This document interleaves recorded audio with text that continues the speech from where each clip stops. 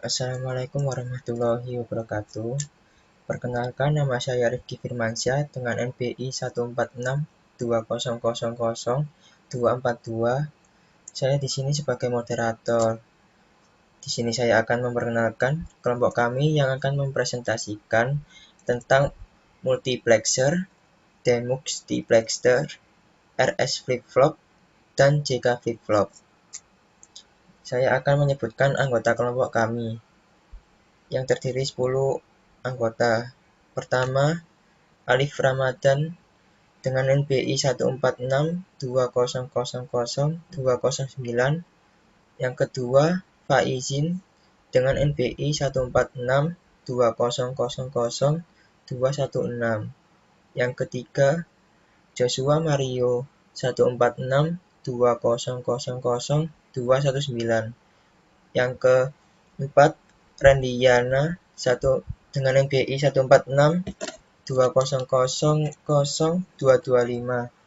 Yang kelima, Dwi Sisarini dengan NPI 14620000229. Yang keenam, Bagus Adi Pratama dengan NPI 14620000232.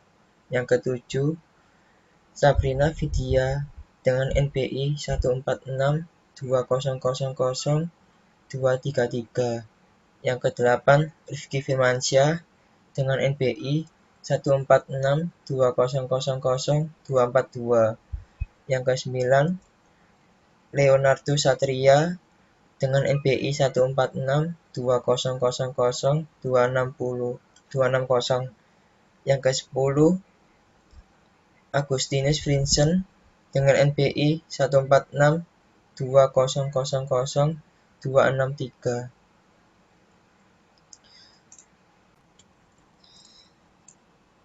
Selanjutnya, pada slide pertama dan kedua akan dijelaskan oleh Alif Ramadan. Kepada Alif dipersilakan.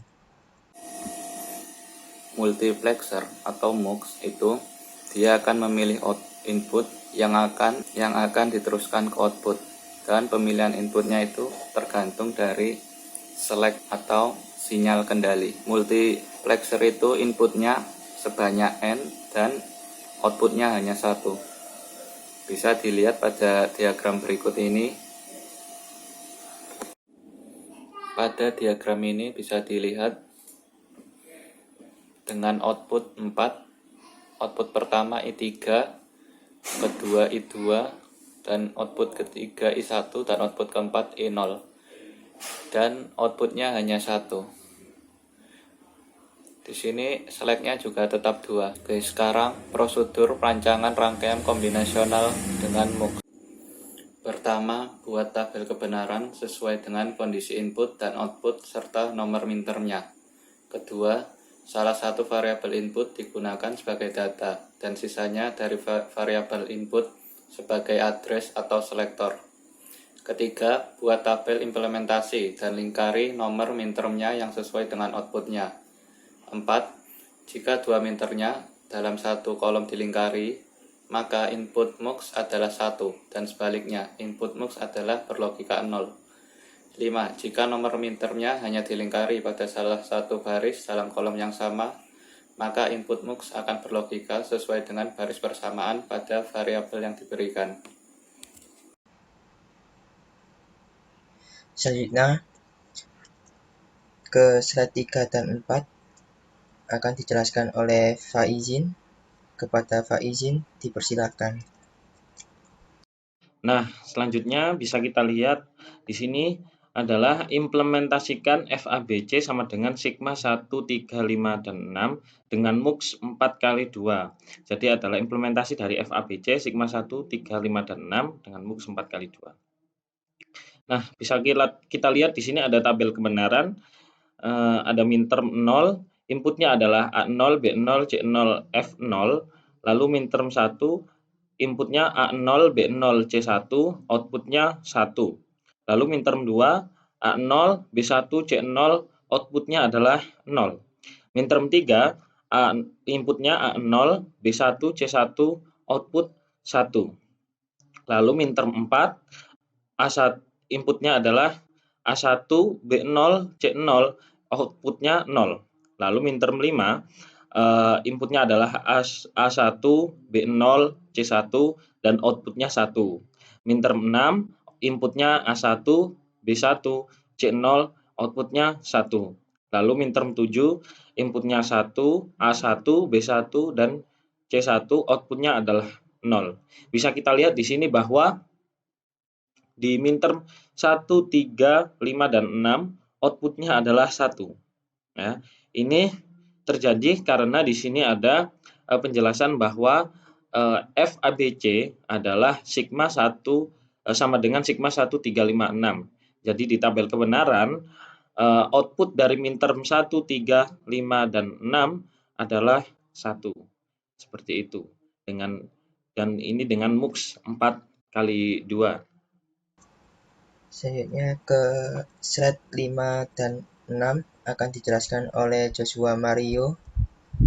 Kepada Joshua Mario, dipersilakan. Baik, di sini saya menjelaskan contoh rangkaian logika multiplex. Pertama saya akan menjelaskan dari gambar ini.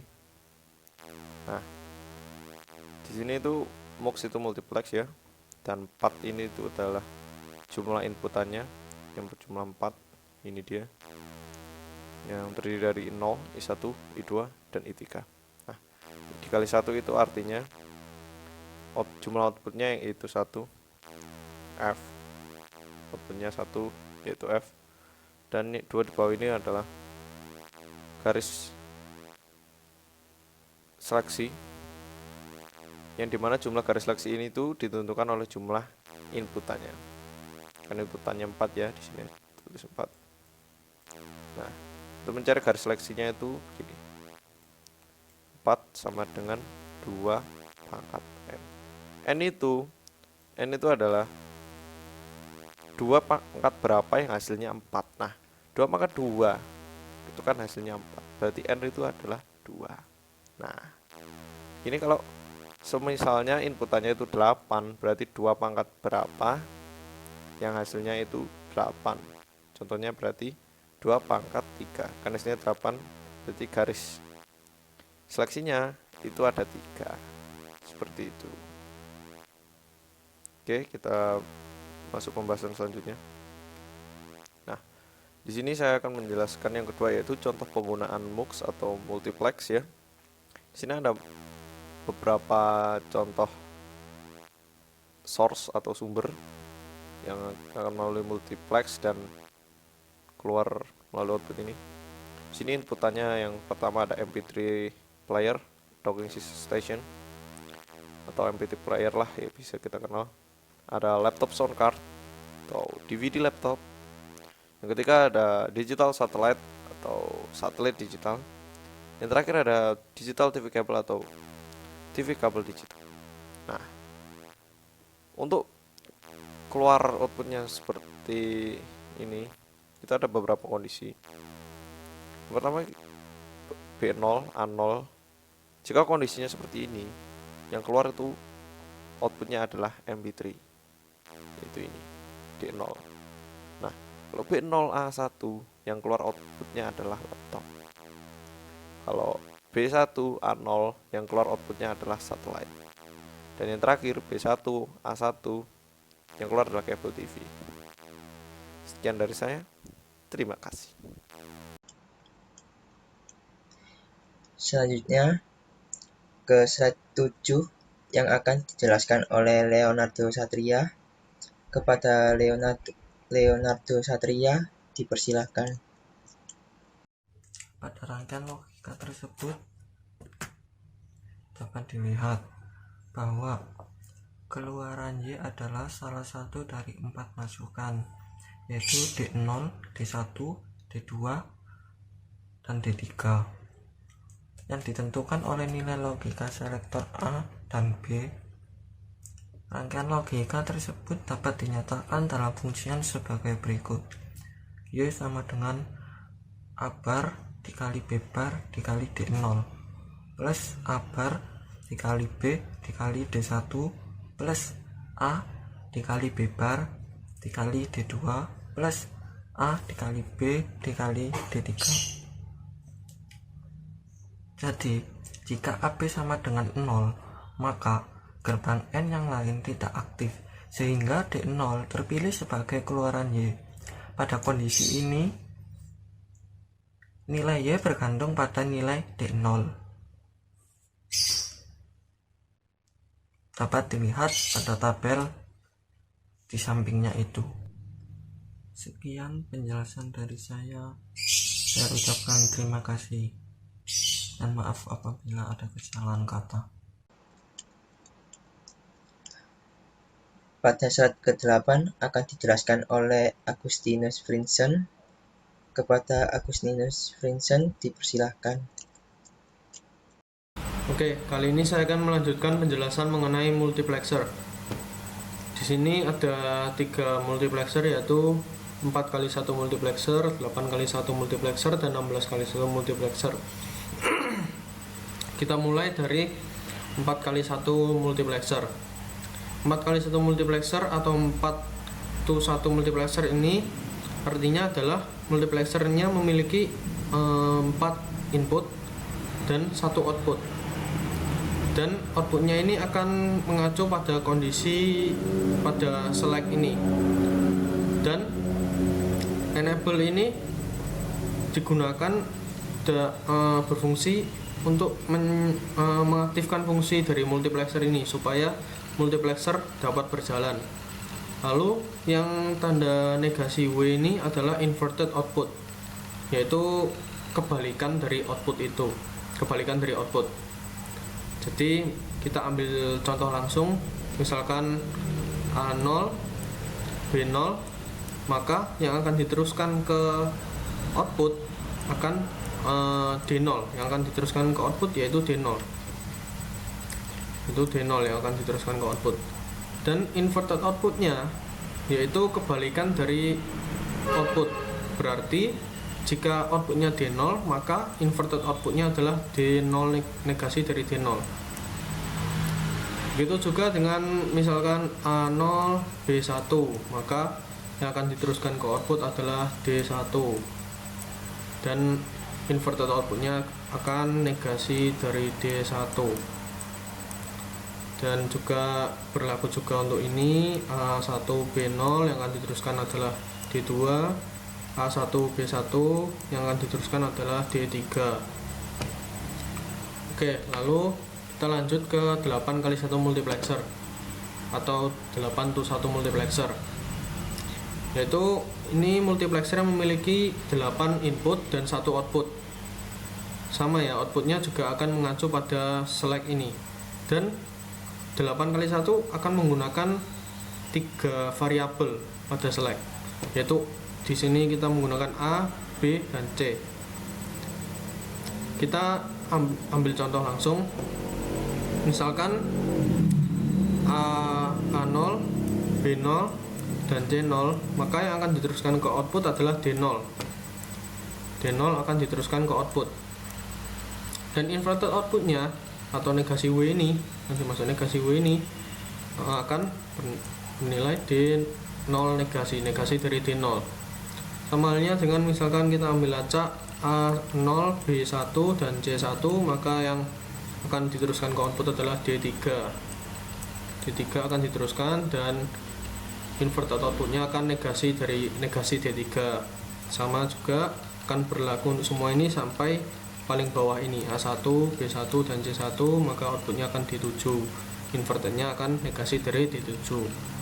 Lalu kita lanjut ke 16x1 multiplexer atau 16-to-1 ini, yaitu multiplexer yang memiliki 16 input dan memiliki 1 output, dan selectnya akan menggunakan 4 variabel. Di sini kita menggunakan variabel A, B, C, dan D. Jadi kita ambil contoh, misalkan kita ambil acak misal ini A1, kita ambil yang ini A1, B0, C0, dan D0, maka yang akan diteruskan ke output adalah D8 ini. D8 akan diteruskan ke output. dan inverted outputnya akan D8, negasi dari D8,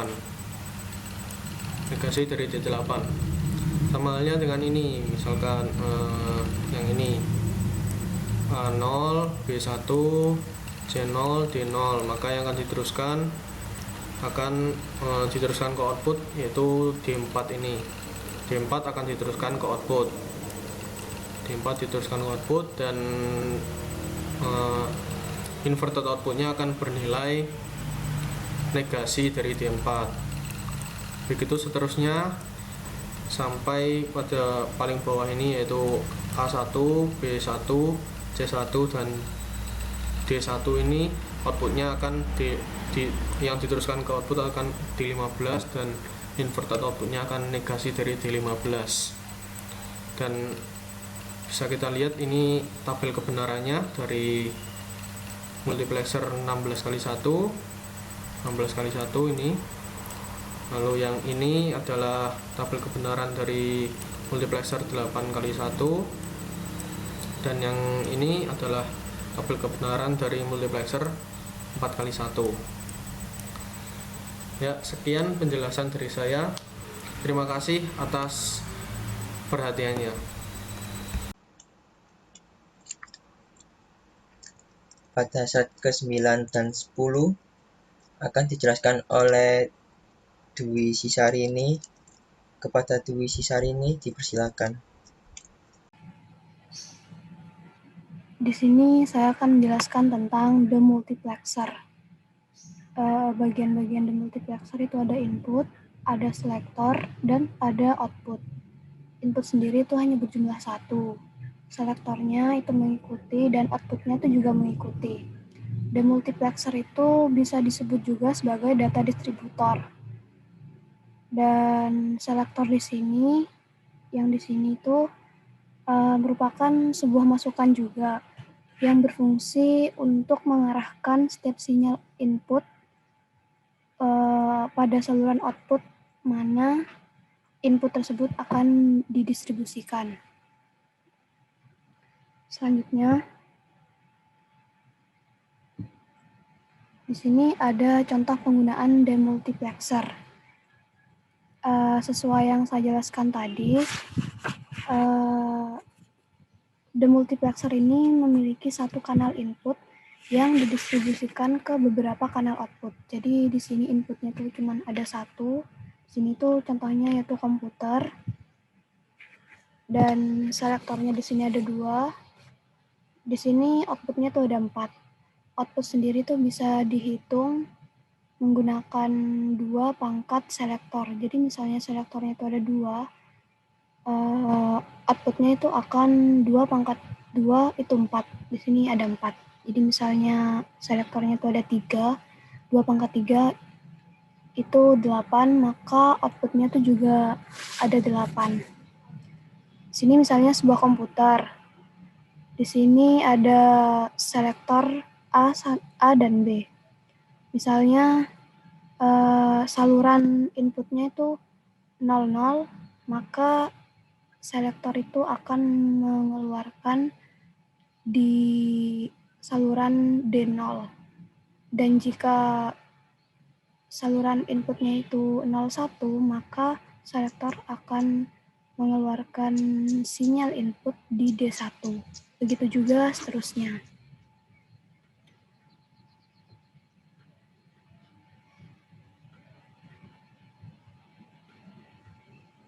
Ya, terima kasih.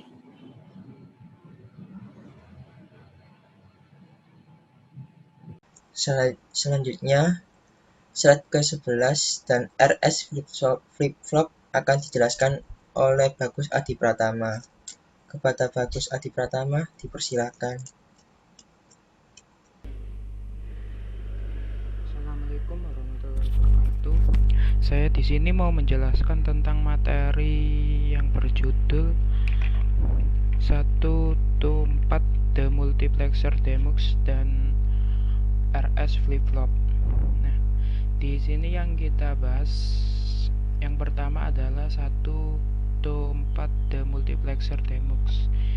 Ini kita bisa kita lihat rangkaian logikanya menggunakan gerbang logika AND. Nah, di dalam pengoperasian tersebut terdapat 1 input dan 4 output. Sesuai judulnya 1-4 demultiplexer demux.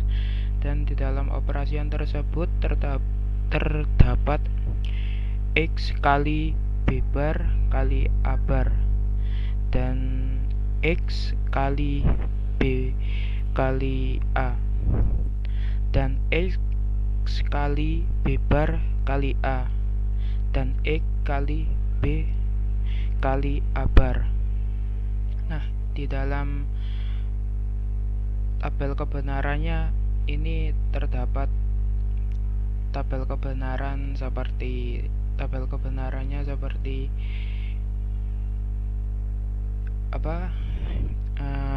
seperti biasanya yang kita gunakan, yaitu tapi di sini ada D0, D1, D2, D3 sesuai outputnya, pengeluaran outputnya tersebut. Nah, di baris pertama ini adalah milik D0. Nah, baris kedua terdapat miliknya D1, baris ketiga D2, dan baris keempat adalah milik D3. Nah, ini sesuai dengan yang harus sesuai dengan baris D0, D1, D2, dan D3-nya. Nah, untuk yang RS flip-flop ini adalah rangkaian sekuensial. Flip-flop artinya dalam bahasa Indonesia itu adalah hidup mati. Nah, rangkaian RS atau bisa kita singkat RS ini kepanjangannya adalah rangkaian sekuensial, rangkaian logika yang kondisi keluarannya dipengaruhi oleh masukan dan keadaan keluaran sebelumnya, atau dapat dikatakan rangkaian yang bekerja berdasarkan urutan waktu. Nah, flip-flop ini adalah rangkaian yang mempunyai fungsi pengingat. Rangkaian ini mampu melakukan penyimpanan data sesuai dengan kombinasi masukan yang diberikan kepadanya. Nah, ini terdapat penjelasannya adalah RSFF ini artinya rangkaian sekuensial flip-flop. Nah, R dan S ini simbol R artinya reset dan S artinya set. Dan terdapat flip-flop yang satu ini mempunyai 2 keluaran atau output, yaitu key dan key bar. Nah, seperti ini, dan ini menggunakan gerbang logika NOR. Nah, jika logika 1 dan R diberi bila S diberi logika 1 dan R diberi logika 0, maka output key akan berada 0. Nah, ini output key akan berada 0, dan S ini adalah 1 dan R-nya adalah 0. Ini hasil dari S tersebut adalah dimasukkan ke R sini. Dan ini 0 ini akan dimasukkan di sini.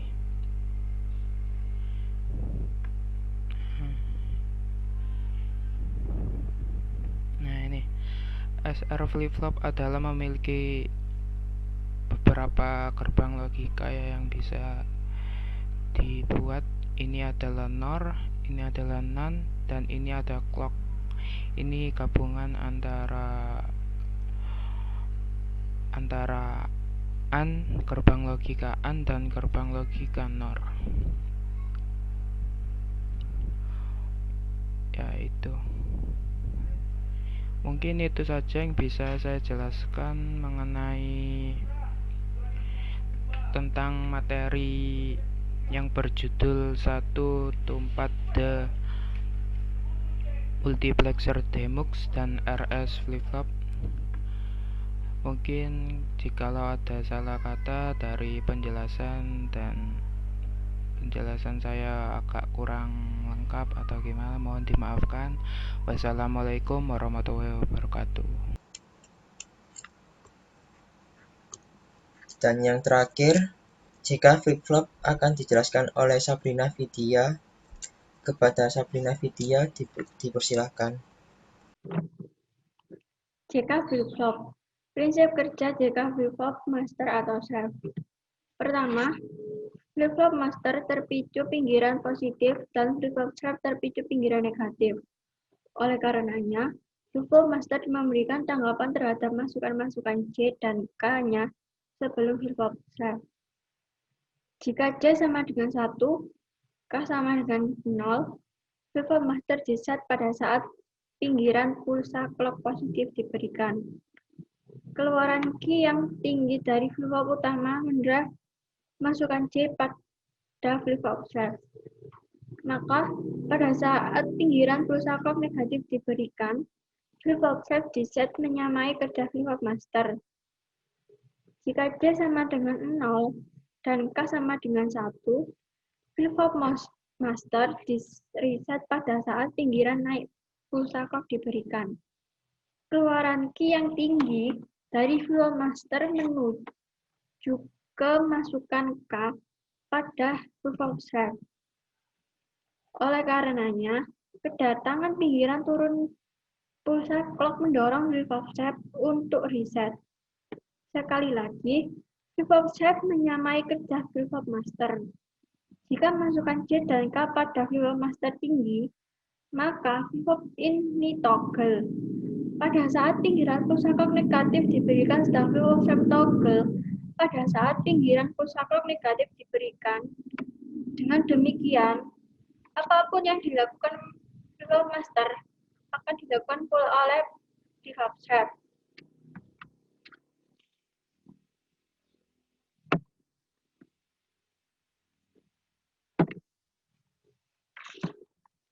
Berikut ini gambar rangkaian dasar JK flip-flop.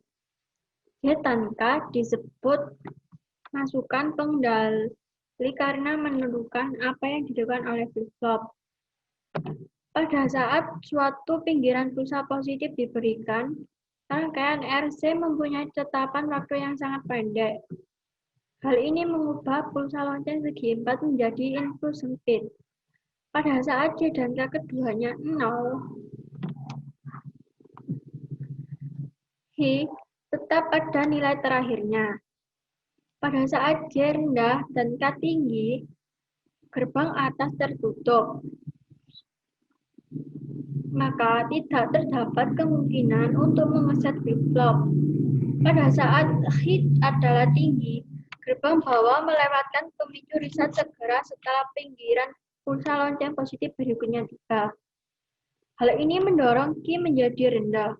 Oleh karenanya, J sama dengan 0 dan Q sama dengan 1, berarti bahwa pinggiran pulsa lonceng positif berikutnya akan mereset flip-flop berikutnya.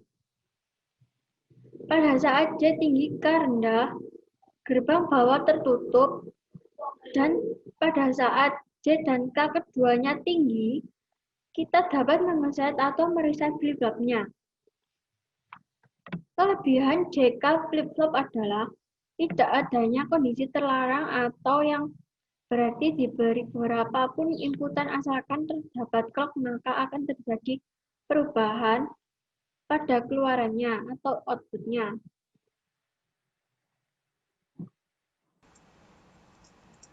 Dan yang mengedit video ini adalah Rendiana. Terima kasih atas untuk yang mengedit. Sekian, terima kasih. Apabila ada salah kata, mohon dimaafkan. Wassalamualaikum warahmatullahi wabarakatuh.